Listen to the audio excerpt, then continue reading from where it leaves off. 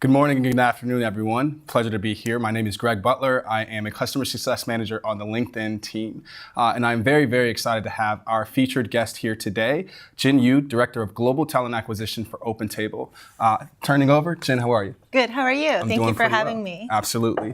So today's conversation is going to be hiring great talent to hire great talent. So before you go out and effectively win the war on talent, you have to have a great team enabled in-house with you. And we've talked a little bit about getting your house in order, but first and foremost, Jin, question of the day, always something that I ask before we start an interview. What is something that is not on your LinkedIn profile that you'd like to share with today's audience? Yeah, I was actually born and raised in South Korea, and I didn't speak any English until I arrived in this country when I was 11 years old. It's impressive. Yeah. And so upon arrival, what has your experience been like? Have you loved it? Have you been back to South Korea? Yeah, I arrived in Chicago in the dead of winter, so it was a shock. But yeah, I had an amazing opportunity to go back to Korea a couple of years ago with a childhood friend of mine who actually helped me learn English. So it was really interesting to go back and experience my culture with her when she helped me to immerse myself into this culture. So it was a really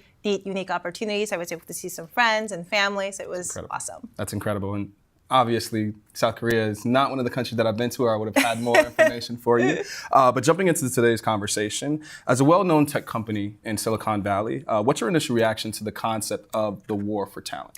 Yeah, I mean, two kind of immediate reactions came to mind.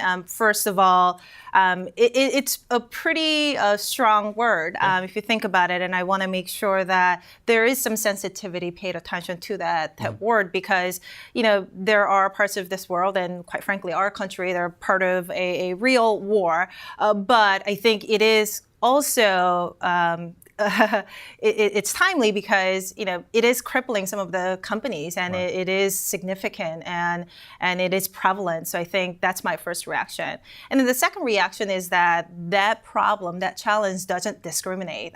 So kind of think of it as a flu, whether you're rich or young or old or poor, everybody gets the flu, right? So it's the same thing, is that this problem does not discriminate whether you are a well-known, beloved company like OpenTable or LinkedIn or some smaller companies in different parts of the country or different parts of the world. It doesn't discriminate. Absolutely. And I know we've had a conversation, Jen, around specifically getting your house in order in preparation for war. So in looking at that, what are some of the ideas of getting your house in order? What's the concept behind that? Yeah, so a couple of months ago, I attended a leadership summit at the University of California, Berkeley. And one of the guest speakers was Pat Waters, who is the current Chief Talent Officer at ServiceNow and formerly of LinkedIn. And I just had an amazing opportunity to listen to her speak. And her topic was around diversity and inclusion and belonging, and how do we as leaders help to continue to drive that initiative. And I just asked her a very simple question. It's like, how do we do that? Help me understand. What's your great idea? And she simply said, get your house in order. Does your team look and feel like the population that you want to attract? Does your team represent the type of people that you want them to come work at your company? And it was an aha moment for me. And it's also the concept of people talk about you really can't make somebody else happy unless you're happy with yourself. So it's that concept of, are we happy? Do we have all the right people in place before we can go out and figure out how to bring in the best engineer or product manager or design manager or whoever it may be? Like, do I have the right people? So that's where that concept came from. It makes perfect sense. And I think one of the interesting things about what you just said is specifically in bringing in recruiters that are going to be a part of getting your house in order. We're thinking about the next generation of recruiters, right? So what do you consider the next generation of recruiters that you're looking for from a talent perspective or from a skills perspective? What are you looking for? Sure. I think it's been a long time in our industry. I mean, human resources industry just as a whole, we're looked as more of that true service organization, right? So think of it as the similar transformation that the human resources has gone through with the generalists, right? They went from more of the generalist function of more tactical and service-oriented role to an HR business partner role. So think of it very similar to that, meaning, we're no longer just about, hey, there's an opening, we're going to to fill it. Here are the skill sets that we're looking for. We'll go source and find you people and interview, etc. But it's really kind of peeling back the onions of, okay, why is that position open? What is the business impact? How does this change the course of the product strategy or OKRs or whatever it may be? So it's not just about there's an opening, we'll go find you people, and then it's done, and then we check it off and moving on, but really asking more deeper business impacting questions as to exactly. So that's one. And then the other piece of it is, to me, is recruiting is not rocket science, in my opinion. And listen, I love what I do, and I've been doing this for a long time, but ultimately, at the end of the day, it's not rocket science, right? So where I'm going with that is that, to me, the next generation really should be, it's not about, have you done this before, but are you asking more thoughtful questions? Are you curious? The curiosity piece of it, to me, is what differentiates the more of the legacy recruiters to that next generation of recruiters, in my opinion. Absolutely, and I fully support that opinion, and I think it's right on. Specifically looking at an expectation from a recruiter standpoint as far as their workload goes, especially as things change as we move towards that next generation of recruiting. What are some of the things and the skill sets, again, that your newly acquired recruiters are required to do? Or some of the expectations that you have for them to work into their workflow? So I think of it as not so much as a requirement is, the question that I pose to, my current team or my potential team members is that, what are you doing differently? If I currently look at the workflow of a recruiter, is that, we all kind of sort of do the same thing, meaning we have a position open, we come to LinkedIn and we source people, we send out a bunch of emails, which is fantastic. It helps us tremendously. But if you think about it, the workflow is pretty much the same. If I ask any recruiters out there, those are the things that usually they tell me. But my question back to them is that, what are you doing differently? Even if you may be doing the same thing of going to LinkedIn and sourcing people or sending emails, but is there something that you're doing a little bit differently? And really, again, it's not so much the requirement, is that I want to hear something different, something, that I haven't heard before. And I don't have a blueprint for that, but are you doing something that nobody else is doing? Or are you thinking through things that nobody else had thought of before? Even something as simple as, putting a different, messaging. I actually had somebody send me a video message rather than sending me an email to try to recruit me. I mean, to me, that's like, okay, I haven't seen this before. That's the differentiator, things like that. So I think that's what I'm looking for. And again, I think it kind of goes back to, are they really partnering with the business? Are they curious about the business? Are you asking thoughtful questions? Are you thinking beyond just the position that you have open, but then what happens 6 months from now, 9 months from now? As the business evolves, are they thinking through 3, 4, 5 months ahead rather than just focusing on what's currently open right in front of you? It's really the forward thinking that's what I'm looking for. That's awesome. And it sounds like you're enabling your recruiters to become trusted advisors for the candidates that they're reaching out to for, some of the processes that they're enabling from a talent acquisition perspective.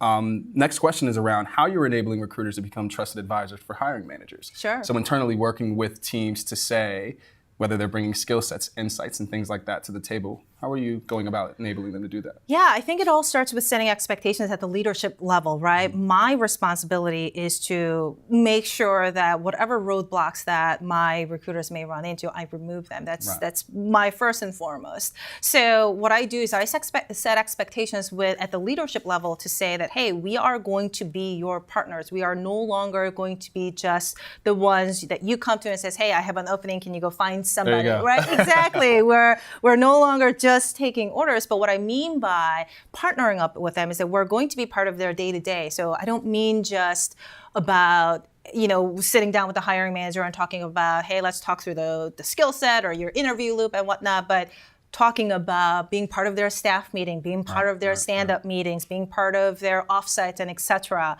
I think that's incredibly important for them to be, for the recruiting team to be ingrained with the business so that not only they learn, but they understand the team dynamics, the cultures, and the conversations that just happen that we don't always get to hear. I think that's incredibly important because then what my team can do is then articulate that back to the candidates beyond, hey, here's the job, here's what you're going to be doing, here's who you're going to report to, but to be able to articulate and go deep into, about the team dynamics, the roles, and et cetera, and expectations. And I think that's what I help to do, so that when my recruiter does step into their staff meeting, it's not like, whoa, what are you? You're just a recruiter. What are you doing here?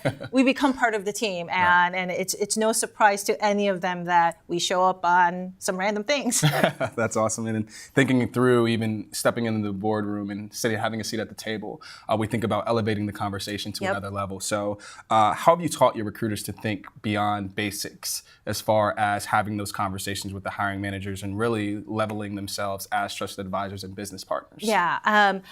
Thank you for making me look fantastic, because I don't feel like I'm doing anything super like teaching moment or whatnot. But I think what I do and what I remind my recruiters is that stay curious, ask questions. It's okay that if we don't have all the answers, but it's almost like I use the analogy of be a 4-year-old when they ask, but why, but how? We get those questions over and over and again. But that's okay. We want to peel back the onion. We want to stay curious, and we want to ask those questions. And don't be satisfied with hiring managers saying, hey, I need this person with this years of experience and whatnot. It's okay to say, okay, that's great, but let me ask you some additional questions. So. It's something really simple. We try to keep things pretty simple and basic at OpenTable, but it's almost like going back to you got to do the basics right before you get to go do some cool things. And it is so important to have all that foundation, something as simple as asking follow-up questions, asking thoughtful questions. Those are the things that I try to remind my team to do. Right, and that's impressive is that they are asking those formidable questions and furthering the conversation. So we're going to switch the conversation up a bit. Okay. We're going to talk about specifically a topic that's top of mind for every single company, specifically within Silicon Valley, and that's diversity, inclusion, and belonging. So my question for you is, how have you incorporated D&I, diversity, and inclusion specifically into your team? Yeah, I feel incredibly privileged to be working for a company where this is on top of our mind. One of the main reasons why I joined OpenTable about a year ago is during my interview process, our CEO Krista Quarles, she sat down with me, and it was very clear from our conversation that this was a top of mind priority for her, and not only because this is a hot topic, because this is something that she absolutely believed in, and she has a personal passion towards it. So in terms of incorporating that into our strategy and our priority, it feels natural. It feels every day. I feel like I'm lucky to be in a position and working for a company where we don't have to necessarily carve it out as our program or projects and, hey, we have to execute this on this quarter. This is something as part of our day-to-day conversation in everything that we do. And I think it does start with that leadership support and conviction from top down. Because what's really nice is that when I do sit across from our CTO or our CMO or whoever it may be, it's not something that I have to sit and convince them. It's like, hey, we gotta come up with some cool recruiting strategies to bring more, underrepresented population into your team. They know it's an everyday thing. So I know that not every company or talent leader has the same kind of environment that I do. I haven't always been in environments where that was supported, so I get that it's a very difficult thing. But at OpenTable, at least, I feel as though I feel privileged to say I don't have to feel like I have to prioritize this because it's part of everything that we do. Absolutely, and that's very impressive. And even thinking through some of the D&I initiatives that you actually work through on your team, maybe we can elaborate a little bit more on what you guys are doing specifically, so that some of our talent evangelists on the line and on the audience may be able to take that home. Yeah. So again, it kind of goes back to what I've said before. We do pretty simple, basic things. We don't try to get super fancy or whatnot, but again, this goes back to the philosophy of let's get the basics right. So there are three main things that we've done, and again, this is probably not something that, cool, I haven't thought about it before, which is, we've partnered with some great organizations, and we posted a bunch of events. So we partnered with a company called Power to Fly, as well as Women in Technology International, and we hosted some fantastic events at our OpenTable offices in San Francisco. Awesome. And we invited many different population from different demographics to really talk about what does it mean to work in tech, as a woman or as a part of an underrepresented population. So that was a really great success in terms of, certainly talent branding, but also from, recruiting perspective. So that's one. The second thing is that we looked at our job description. I mean, that's a really easy place to start. Is our job description written in a way that it's thoughtful, but it appeals to different demographics? Right. So we partnered with a company called Textio to help us write more thoughtful and more gender neutral job descriptions. So that's the second thing that we did. And then third thing is we partnered with LinkedIn. Yeah. We curated some very specific targeted content, and we did some campaigns around that. So there are a couple different blog posts and interviews that we targeted to specific demographics in different geographic locations, and we've already seen so much uptake in click-through rates as well as engagement rates. And LinkedIn has been fantastic providing all that data back to us so that the content that we are curating is actually relevant and people are finding it engaging. So those are the top three things that we've done from a D&I initiative perspective. Yeah, and what I'm hearing from that is it's a lot of partnership, right? So Absolutely. D&I is not anyone's role specifically. It's across the organization looking to partner with internal, external companies to really ensure that we're providing the insight for D&I to bring employees in. Absolutely. And the thing that I'll say about that is that, and that's something that I tell my team, and this is something, the conversations that I have with my leadership team is that, listen, this is a marathon. Right. This is a systematic societal problem. This isn't just a tech company problem, while it is very pervasive in our industry, Right. but it is a societal, socioeconomic problem that it is not going to get solved tomorrow or next year, Right. no matter how much money you sink into this. So don't get discouraged if you don't see the ROI right away. Right. It's a marathon. You have to pace yourself, and these things that worked for us today may or may not work for us tomorrow. So it's really keeping that open mind and being flexible and trying new things. And I think in a platform like this, where there are a lot of other talent leaders and evangelists who are trying to solve this problem, Right. this is an opportunity for us to solve it together. It's great to hear that OpenTable is keeping an open eye. Absolutely. Hey, the seat is open, the table is open. There we go. So jumping into a next conversation, specifically around challenges you've encountered, solving, and focusing on the concept of getting your house in order. What have you come about as far as obstacles? What do you see is happening? What have you overcome that's really helped you move the needle as far as that goes? Yeah, I mean, I'll be the first one to admit that I suffer from the same kind of ailment that all the hiring managers suffer from, which is, you're waiting for the perfect person to come along. The and purple that is squirrel. Exactly, the purple squirrel, the unicorn, whatever you want to call it, right? And that is the exact thing that I advise my hiring managers and my leaders against, is that there's no such thing as a purple squirrel or Right. a unicorn, right? So, I'm no different as a hiring manager. I suffer from that. And I think the learning moment for me and how we were able to move beyond that is, again, something simple is to remind yourself that, we should be looking for the capabilities. Again, recruiting isn't rocket science. It is, what we do is incredibly important, but ultimately at the end of the day, it's not complex, Right. in general sense. So what we should really be looking for is that we should be hiring people with strong capabilities and potential, rather than waiting for the purple squirrels Right. or the unicorn, right? Zebra is a fantastic animal. May not be a unicorn, but guess what? There's no unicorn.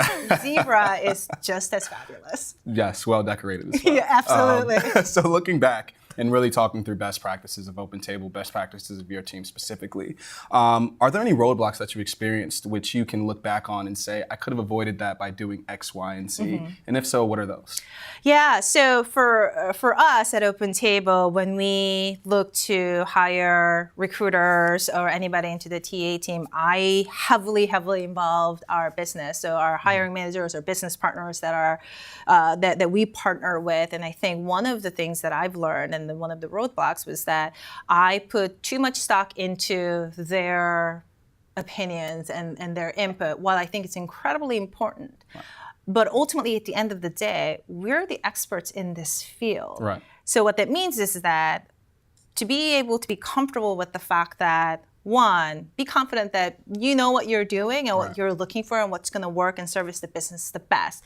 The business could absolutely have the input, but ultimately, at the end of the day, I know, my team knows that what will work best for and supporting the recruiting efforts at OpenTable. So that's one. So while, I really wanted a collaborative decision-making process, and that still does happen at OpenTable, but to know that it doesn't always have to be what the business is looking for. We have to advise the business what is best to service them. So I think that was a big roadblock that I've faced initially, that I've learned to say, hey, this is, we know this stuff, trust us. And the second thing around that is that we're in the business of people. Right. We're all just taking chances. It's okay if you misfire once in a while. Yeah. And I think that's one of the things that, again, I think I see a lot of recruiters, including myself, that we suffer from, is that we have to make the right call every single time. Right. Be comfortable with the fact that, hey, we may not always hit the bullseye, but if you get the outer rings once in a while, it's okay too. Pretty good. Yeah, I'll take 50 points over 100. Exactly. Yeah, exactly. And I even think back to your point around specifically building up your team from a talent insights perspective. So maybe going to the table with data a lot more is actually helpful to inform the business to say, we may need to transition from X to Y because this data says something else. Exactly. Now, do you feel like data specifically enables your team to do that and really have that voice at the table with the hiring managers and so forth? Absolutely. I think, it's early stages at OpenTable. This is the first year that we've started to even track pretty basic metrics around recruiting and hiring as a whole. So we're just starting to get into that. So what I talk about more basic metrics is, time to fill or offer ratios or pass rate information and whatnot. We've just begun to do that. So some of my team members are absolutely doing that, but I think it's still early stages. Right. And in terms of how we then use that information to help to drive more business decisions, that is absolutely the path that we want to go down to. We're not quite there yet. Okay. So just last question before we jump into the live chat and see if there are any other questions. Have you seen any measurable results from that? Is it pretty early on in the stages to say, we're still waiting for that data to come in? Is there anything you've seen since you've started doing that? Yeah, I can tell you that there are anecdotal things that are coming to me from the leaders to say, hey, I've seen the change in the way, the recruiters even approach, what we call intake meetings, right? It's no longer, again, about why is the position open? Okay, great, you need 4 years of experience. The conversation is changing a little bit. So yes, there's some anecdotal feedback is coming in terms of actual measurable metrics or data that we can provide it back to the business. It is too early. We really truly introduced this concept of talent acquisition partner in the last 3 to 4 months or so at OpenTable. And, it's kind of cliche. We first went through the whole a retitling strategy. Yeah. So now we're all TA partners and whatnot. But the concept is relatively still new. So I think it is too early to measure. But I think what I eventually want to do is really tie it back to how OpenTable measures success. And one of the way we measure our success in 3 different ways, right? Is that do we have an inspired team, and do we have a product that our users and our partners love, and are we making money, right? Those are the three main factors that we measure our success as a company. And I really want to tie it back to, well, that's how we measure our success as an organization. And I think it's a little early for us to put together more thoughtful metrics around that. Yeah. Absolutely. Great answers, Jin. I appreciate your time today, and I want to make sure that we jump into the live questions. Sure. So for those of you that are on the line and you have any questions, feel free to submit them now. Just jumping into the live stream to see what we have here that we can pose for you. So first and foremost, from the stream, Jin, can you tell us a little bit about your professional journey and how you got in your role today? Yeah, so, I don't have a super compelling story other than I really fell into recruiting as an accident. There are so many people who are really ambitious coming out of college, right? And they know exactly what they want to do. They go to the career fairs. I didn't do any of that. I graduated college without a single job offer. Yeah. That's many of us have. Yeah, and I just kind of fell into recruiting. I joined a firm back home in Chicago who essentially taught me how to recruit, the world of recruiting and whatnot. And I think over the course of years, I think part of it is, I really liked it and I wanted to continue to learn more. And again, I stayed curious. I'm like, oh, what's this and what's that? And how do I get into that? So some of it is that. I think the other part of it is I've also had some really fantastic leaders along the way who looked after me to say, hey, Jin, have you thought about it? Or have you thought about this and whatnot? And one example that I'll use is that, I spent about 4.5 years at Workday, and I was in a traditional recruiter or talent acquisition role. And I was at a point in my career where I wasn't sure if this was my calling. And the current SVP of Workday at Professional Services, her name is Emily McCavally, and she said, hey, do you want to do something different than recruiting, just to try something out? And I said yes. I had no experience in what she needed me to do, but the fact that, I think, she saw something in me and a potential and the capability that even though I didn't have all the right experiences, but she knew that it was something that I could try out, and she knew that I worked really hard. So I think really the journey, the big takeaway for me was is that if an opportunity arises, and even if it's something somebody isn't handing it over to you, just say yes. Try something new. Don't be afraid to, say, oh, but I have never done this before. It scares me. This thing that we're doing today is absolutely frightening to me. But I said yes because it's something that I haven't done before. And I think that's what really helped me get to where I am today. And if you find those pockets of people, whether it's your direct manager or just leaders in the company or even friends, that you can lean on to run your ideas by and your passions by, I think this is what really helped me get to where I am. And the last thing I'll say about it is that at some point your job will become your passion. And I'm in this role now because it matters to me personally. The work that I do, the concept of helping people and helping them, find their voice in the work that they do. Really thinking through how do we continue to develop people? How do we continue to find great people? How do we continue to look beyond just your experience, but looking at the capabilities? That stuff energizes me. And then the work around just the diversity, inclusion, and belonging, that's something that I feel personally passionate about, something that I think about when I'm outside of the office. That's what really helped me get to where I am today. Yeah, I know we kind of dissembled the belief of a purple squirrel, but Jin, you might be one. The way you've rocked this interview today. So I want to thank you and appreciate the time here today. Next question though. How do you recognize recruiters, specifically for small wins or achievements, and keep them motivated on your team? So one thing we talk about time and time again is pipelining for the future, but it's pretty difficult to stay focused when things are slow or people are curious and not necessarily on target. So what are some of the ways you keep them on track? Yeah, what a fantastic question. And, I would love to hear from others what they're doing because, it is a huge problem. And I think, I'll speak to, more specifically here in the Bay Area. And, and this is where even like the concept of what we're talking about today is that it's hard for me to find the really great recruiters because there are a lot of opportunities here and there are just a lot of great people here. And once you have them, how do you motivate them? How do you keep them, right? So I think for me and for my team, and hopefully it's working, is that, again, we try to do the basics right. So for me, nothing makes me proud. It makes me more, gives me that I'm doing the right thing is that when the managers come to me and says, hey, so-and-so did great, or, they delivered on this, and et cetera, et cetera.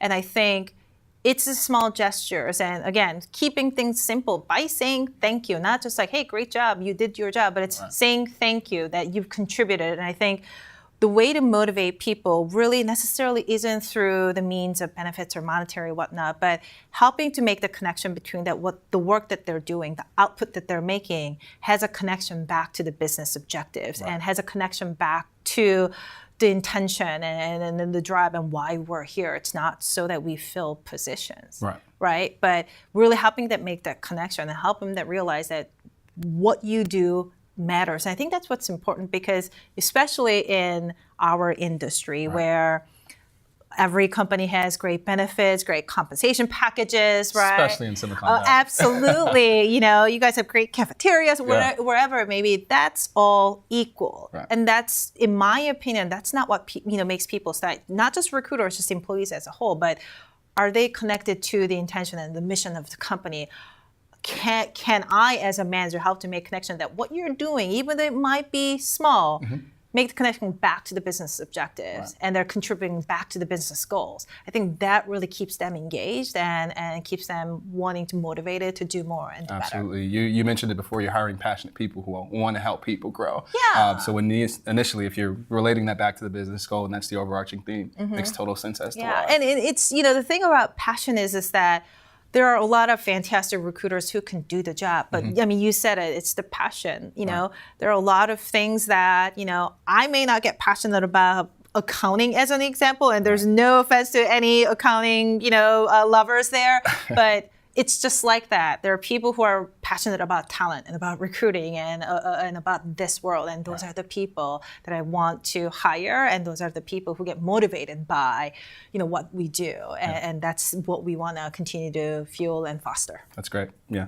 Jumping into another question. So, have you ever experienced a recruiter who is a bit more traditional that you've had trouble bringing kind of forward to the next generation? And if so, what was the motivation or what was the drive behind you pushing them to move from point A to point B? Yeah, for sure. I think, there are, any change is hard, right? Anytime, when you've been doing one thing for a long, long time, or even that's something that we are comfortable with, any sort of change, any sort of deviation from your day-to-day, it's just hard. So I have absolutely experienced some of the staff members who said, wait, whoa, why are you asking us to ask all these questions? How does it relate? So my job as a manager is to help to connect those dots. And listen, at the end of the day, there are still companies out there and recruiting teams out there that having them more of a traditional model of taking orders works for them. And if that's what works for them, that's okay. But I think what I want leaders and managers to think about is that if this new generation that we've been talking about for the last half an hour is the path that you want to go to, and if there is some either the resistance or people aren't coming along for that ride, it's okay to part ways too, because what I don't want is that I want people to come along this ride because they believe in it, they feel passionate about it, and they see kind of the light at the end of the tunnel, and not drag people along on the ride that they don't feel great about. And just because this isn't the home for you doesn't mean that there isn't a home out there for you. So I think part of it is that, we work with, I work with them and we help them understand what the value add is and what the end goal is and really what are we trying to solve for. I think that's really important to make sure that they understand that. And once they see all of that, and if they're on board, fantastic, we'll get you the support, the experience, the resources that you need to get you there.